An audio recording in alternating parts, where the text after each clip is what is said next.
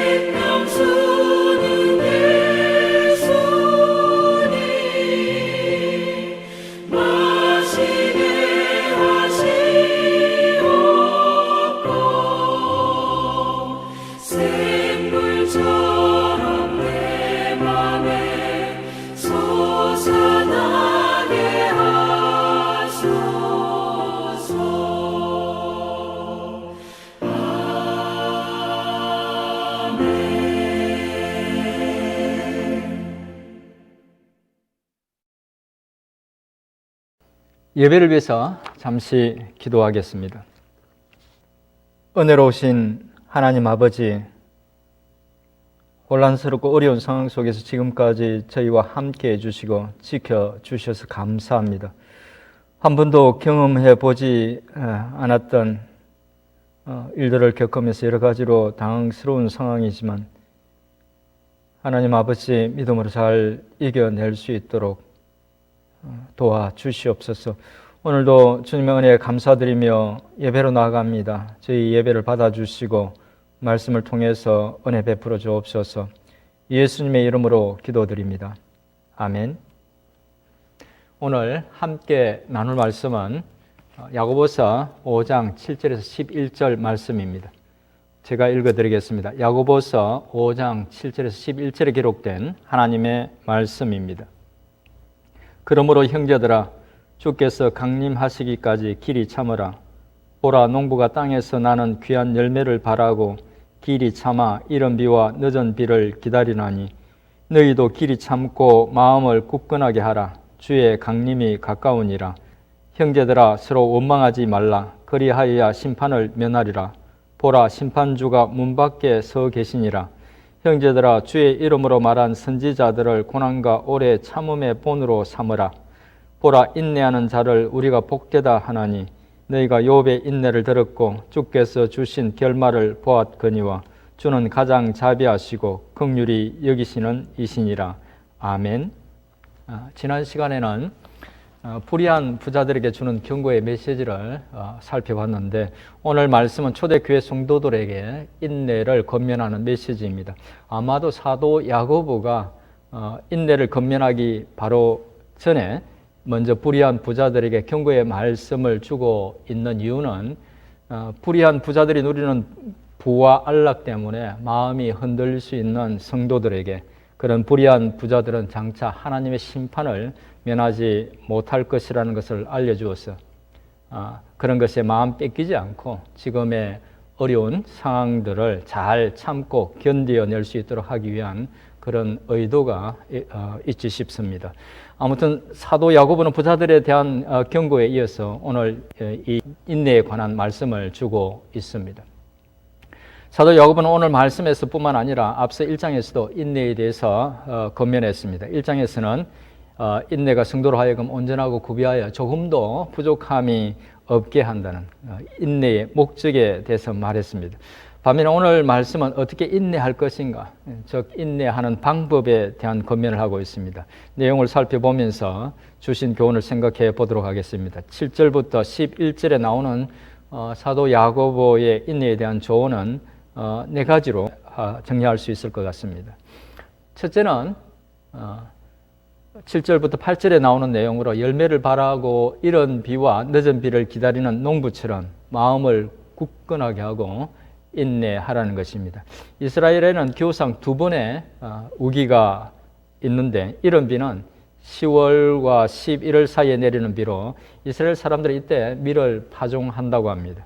그리고 늦은 비는 수확하기 직전인 4월경에 내리는 비로 이 비는 수확할 밀을 잘 결실할 수 있도록 해주는 비라고 합니다. 이런 비와 늦은 비는 농부가 마음대로 할 수 있는 비가 아닙니다. 농부는 그 때를 기다릴 수밖에 없습니다. 하지만 그렇게 때를 기다린 농부는 땅에서 귀한 열매를 이렇게 수확하게 되죠. 이 비유는 성도들이 하나님의 때를 기다리면서 인내해야 한다는 의미도 되지만 또 그 인내는 주님이 보상해 주시는 그런 인내라는 의미도 될 수 있을 것 같습니다.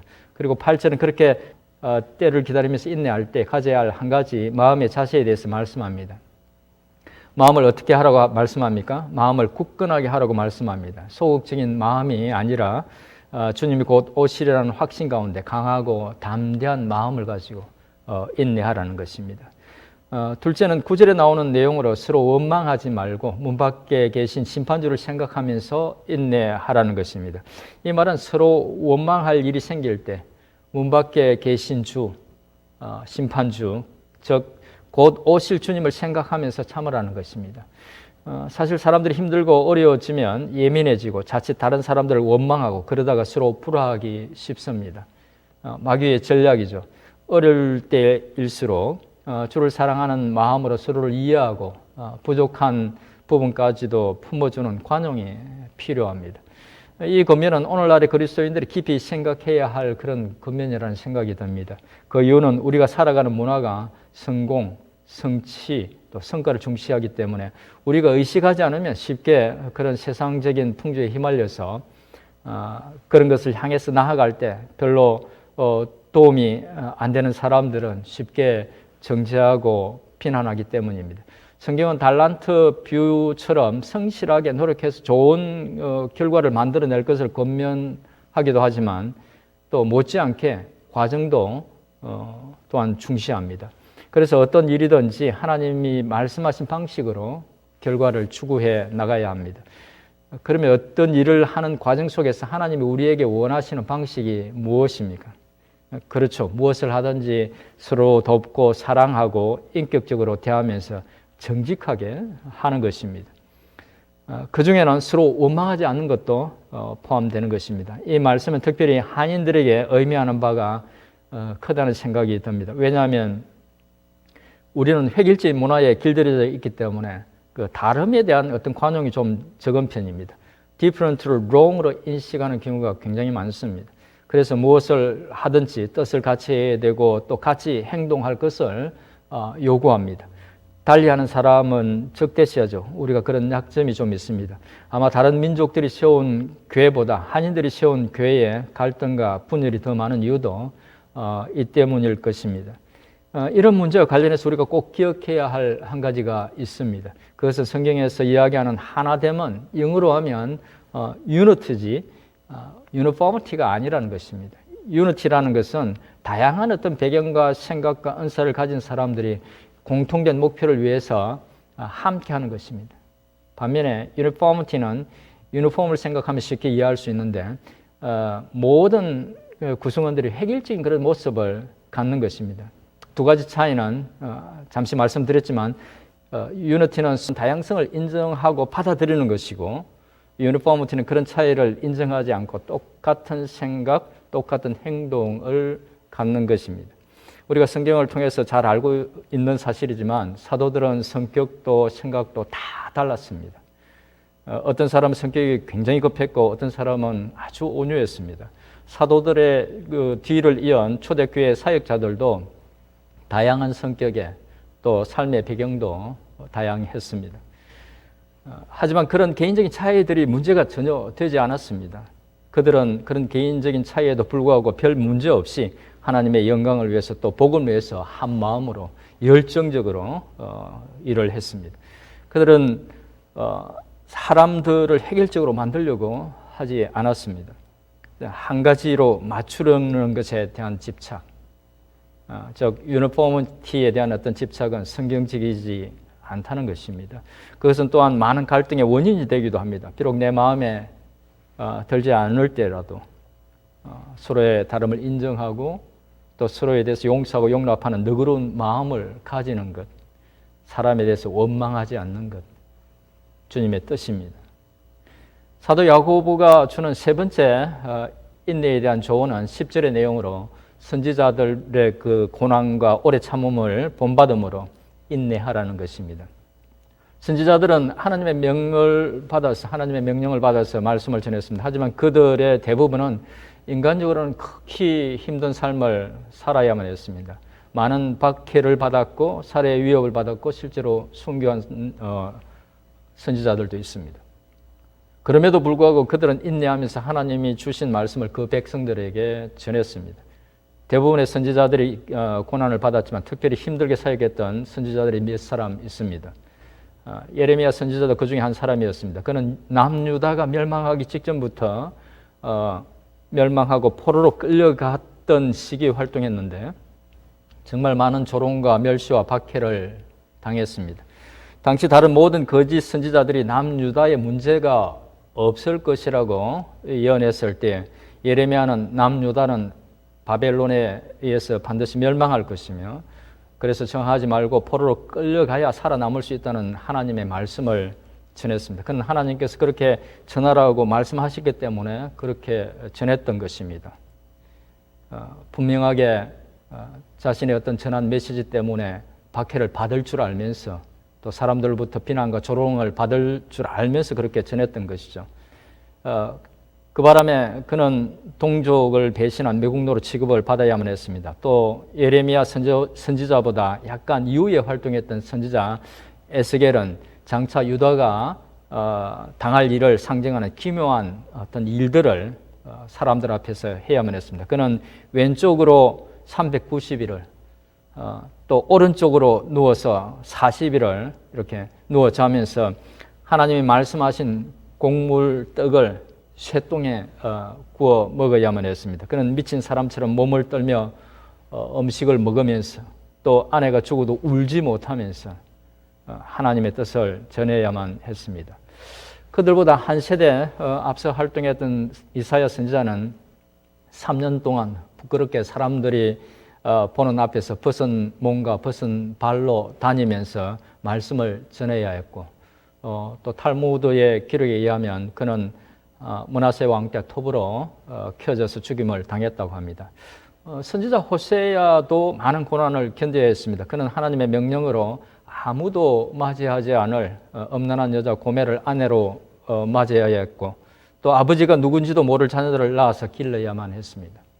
그는 사람들부터 손가락질과 조롱을 받으면서 당시 사람들에게 하나님의 메시지를 전했던 것입니다.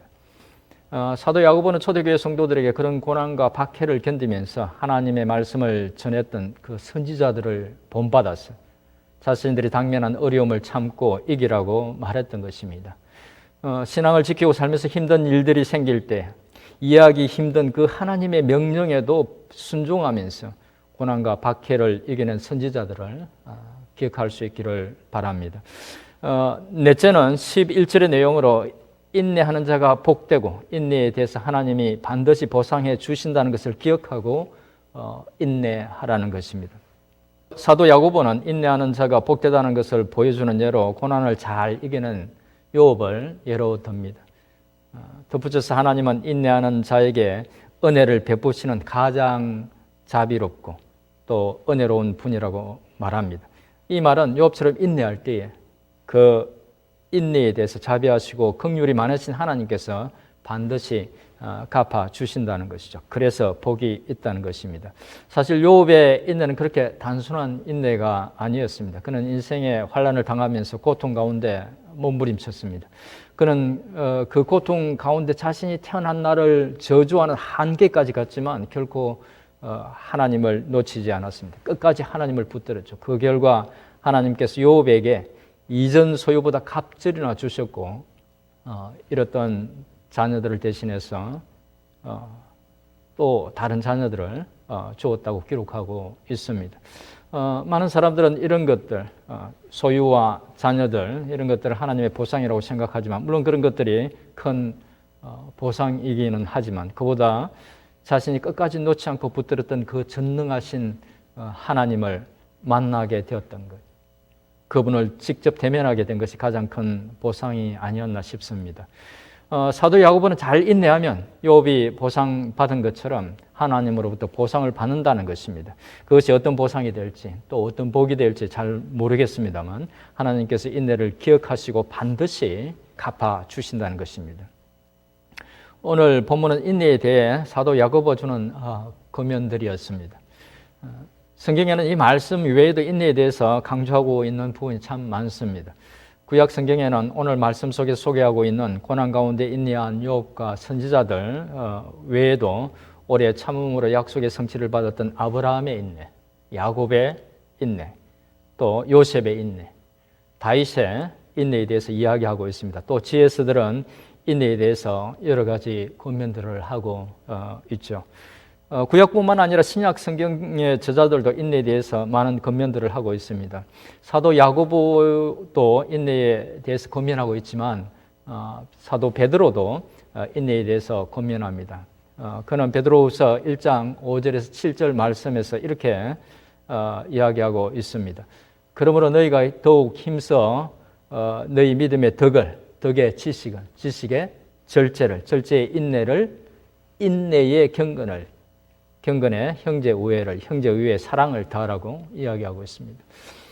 사도 바울도 여러 곳에서 인내를 강조하고 있는데 로마서 5장 3절 4절에서는 이렇게 말합니다.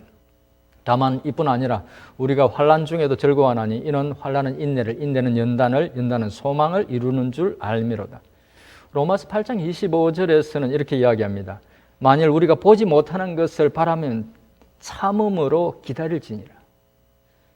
또 갈라디아서 5장 22절에서는 인내는 그리스도의 모든 제자들이 맺어야 할 성령의 열매라고 이야기하고 있습니다. 신구약 전체에서 인내에 대해서 강조하고 있는 것입니다. 우리 주님도 인내의 중요성에 대해서 강조하셨습니다. 마태복음 10장 22절에 보면 이렇게 말씀하십니다. 또 너희가 내 이름을 위하여 모든 사람에게 미움을 받을 것이나 나중까지 견디는 자는 구원을 얻으리라. 주님은 이렇게 인내를 강조하셨을 뿐만 아니라 또한 우리에게 인내의 본도 보여주셨죠. 부족한 제자들이 성숙할 때까지 참고 기다리셨습니다. 사탄 마귀와 대적들의 끝없는 비난과 도전에 대해서도 인내하셨습니다. 무엇보다 그는 죄와 허물로 죽었던 우리를 살리기 위해서 그 고통스러운 십자가를 피하지 않고 그 모든 것을 다 이루기까지 견디어내셨습니다. 그러면 우리가 인내해야 할 이유가 무엇일까요? 성경은 인내에 대해서 많은 권면들을 하고 있는데 그 권면들을 이렇게 잘 살펴보면 다음 몇 가지 큰 이유를 생각해 볼 수 있을 것 같습니다. 먼저 히브리서 10장 36절을 보면 이렇게 말씀합니다. 너희에게 인내가 필요하면 너희가 하나님의 뜻을 행한 후에 약속하신 것을 받기 위함이라. 또 로마서 8장 24절 25절에서는 이렇게 말씀합니다. 우리가 소망으로 구원을 얻었음에 보이는 소망이 아니라 보는 것을 누가 바라리요? 만일 우리가 보지 못하는 것을 바라면 참음으로 기다릴지니라고 말씀하십니다. 이 말씀들은 구원의 소망을 이루기 위해서 우리가 참고 견뎌야 한다는 말씀들입니다. 또 잠언 25장 15절에 보면 오래 참으면 관원도 설득할 수 있나니 부드러운 혀는 뼈를 꺾느니라고 말씀하고 있고 전도서 7장 8절에서는 일의 끝이 시작보다 낫고 참는 마음이 교만한 마음보다 나으니라고 말씀합니다. 인내는 삶을 사는 중요한 지혜 중에 하나라는 것입니다. 또 우리가 이미 봤던 야고보서 1장 4절에서는 인내를 온전히 이루라. 이는 너희를 온전하고 구비하여 조금도 부족함이 없게 하려 함이라고 말씀합니다. 시편 119편의 시편 기자는 71절에서 이렇게 고백합니다. 고난 당하는 것이 내게 유익이라. 이로 인하여 내가 주의 율례를 배우게 되었나이다. 그래서 이 말씀들은 인내가 성도를 성숙하게 하고 또 온전하게 하는 하나님의 방법이라는 것입니다. 이상의 말씀들을 통해서 볼 때 인내는 구원의 소망을 이루는 데도 필요하고 신자로서 성숙하게 하는 방법이면서 또한 갖춰야 할 덕목이고 삶의 중요한 한 지혜라는 것입니다. 그런 이유로 우리가 인내해야 한다는 것입니다. 그러면 어떻게 하면 어려운 상황 속에서 유혹이 있는 상황 속에서 믿음으로 잘 인내할 수 있을까요? 인내에 대해서 그리스도인들이 하는 조크 중에 이런 조크가 있습니다. 혹시 들어보셨는지 모르겠습니다만 Lord, give me patience and give it to me right now. 주님, 인내를 주세요. 그리고 그걸 당장 주세요. 하나님께 인내를 구하면서 주실 때까지 기다리지 못하는, 즉 인내하지 못하는 그 아이러니컬한 모습을 풍자한 조크입니다. 다시 질문으로 돌아가서 어떻게 하면 믿음으로 잘 인내할 수 있을까요? 오늘 말씀도 몇 가지 중요한 방법을 제안하고 있지만 다른 사도들을 통해서 배울 수 있는 방법들도 있습니다. 골로새서에 보면 사도 바울이 골로새 성도들을 위해서 했던 기도가 기록되어 있는데 그 속에서 인내할 수 있는 그 한 가지 중요한 방법을 찾을 수 있습니다. 골로새서 1장 11절입니다. 그의 영광의 힘을 따라 모든 능력으로 능하게 하시며 기쁨으로 모든 견딤과 오래 참음에 이르게 하시고, 사도 바울은 모든 견딤과 오래 참음에 이르기 위해서는 하나님의 영광의 힘으로 해야 한다는 것을 알았기 때문에 골로새 성도들을 위해서 그렇게 기도했던 것입니다. 그리스도인들에게 있어서 인내할 수 있는 근본적인 힘이 하나님께로부터 나온다는 것입니다. 다르게 말하면 우리가 어려운 상황을 오래 참고 견디기 위해서는 때마다 일마다 하나님의 은혜와 도움을 구해야 한다는 것입니다. 히브리서의 저자도 인내할 수 있는 한 가지 비결을 가르쳐 주고 있습니다. 히브리서 12장 2절 3절 말씀입니다. 믿음의 주요 온전하게 하시는 이인 예수를 바라보자.